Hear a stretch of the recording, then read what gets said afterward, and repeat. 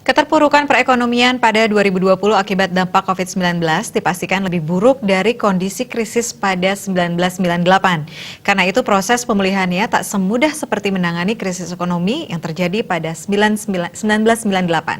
Mengingat penyebabnya berbeda dan akibatnya lebih parah. Ibaratnya sudah jatuh tertimpa tangga pula. Ungkapan itu disampaikan Wakil Ketua Umum Kadin Bali bidang fiskal dan moneter, Ide Bagus Kade Perdana di Denpasar, yang memaparkan dampak dari corona mengakibatkan perekonomian Indonesia pada triwulan 1 2020 melambat, yaitu hanya tumbuh 2,97% dibandingkan capaian triwulan 1 2019 yang di kisaran 5,07%, maupun triwulan 4 2019 kisaran 4,97% YoY. Pelambatan pertumbuhan ekonomi ini tak lain karena terjadinya penurunan permintaan domestik, konsumsi rumah tangga menurun drastis, demikian juga investasi yang ikut melambat pertumbuhannya. Menurut Kade Perdana, terjadi pelambatan dalam kegiatan lapangan usaha yang dipengaruhi aktivitas sosial kemasyarakatan yang terhenti sejalan dengan langkah-langkah mitigasi penyebaran COVID-19.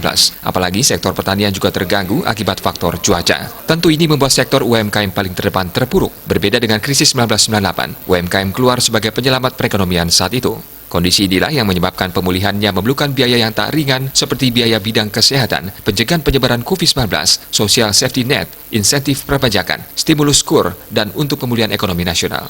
Tak heran, total 405,1 triliun rupiah sebagai tambahan belanja dan pembiayaan APBN 2020 untuk penanganan COVID-19 dan penanggulangan dampaknya. Ia menilai perekonomian Bali sebagai bagian dari NKRI sudah pasti terpuruk berat, mengingat Bali menempatkan industri pariwisata sebagai lokomotif perekonomian. Dengan adanya wabah penyebaran COVID-19, tentu memicu terganggunya aktivitas sosial dan mobilitas manusia yang cenderung tidak bergerak, membuat sektor kuliner, sektor sosial, sektor transportasi, sektor akomodasi pariwisata atau pariwisata itu menjadi ambruk.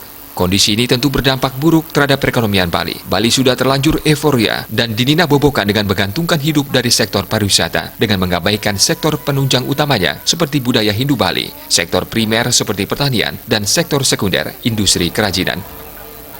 Suardike Bisnis